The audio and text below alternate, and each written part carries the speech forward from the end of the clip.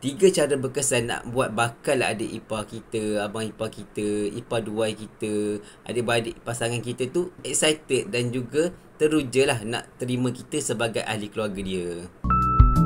Yang pertama, jadi pendengar dan juga pemerhati yang baik. Bila berbual dengan bakal kita tu, janganlah terlalu menonjol sangat. Jangan nak over sangat lah orang kata kan. Tenang-tenang je dan tunjukkan minat kita untuk tahu cerita-cerita kat dalam keluarga tu. Kesannya insya-Allah mereka akan rasa dihargai dan juga nampak yang kita ni bersungguh nak masuk dalam keluarga tu. Yang kedua, tanya pendapat mereka dalam hal yang ringan-ringan. Libatkan mereka walaupun topik tu santai. Contohnya tanya pasal makanan ke, kat mana tempat makanan paling best, kat mana tempat bercuti paling best. Kesannya mereka rasa suara mereka penting lah.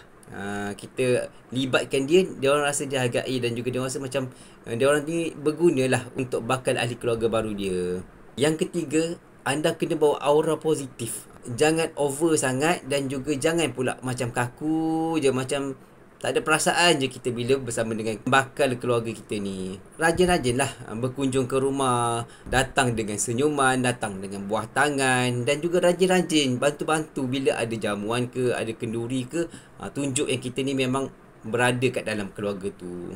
Jangan nampak fake pula. Tunjukkan dengan keikhlasan kita ni memang suka buat benda-benda tu. Dan juga tunjukkan versi terbaik diri kita yang kita boleh buat untuk keluarga tu. Tenang, mesra dan juga mereka akan fikir kita ni ikhlas untuk masuk dalam keluarga mereka. Sebagai kesimpulannya, nak pikat hati keluarga pasangan kita ni, jangan berpura-pura. Kena ikhlas, kena tenang, kena penuh hormat, kena mesra. Sebabnya kita bukannya nak rampas pasangan kita tu dari keluarga mereka, tetapi kita nak tambah diri kita dalam keluarga pasangan tu. Mesti best kalau jumpa keluarga yang boleh ngam, boleh pergi bercuti sama-sama, boleh keluar makan sama-sama, boleh buat aktiviti sama-sama. Tapi kalau anda belum ada calon lagi, jomlah ke tiljannah.my, portal cari jodoh Muslim Malaysia. Kat situ ada ribuan calon yang memang ready untuk dimiliki. So anda boleh dapatkan calon anda kat sana. Manalah tahu ada yang sesuai, hujung tahun ni dah boleh buat majlis bertunang ke, mungkin boleh buat majlis akad nikah terus. Jom ke sana tiljannah.my, okay?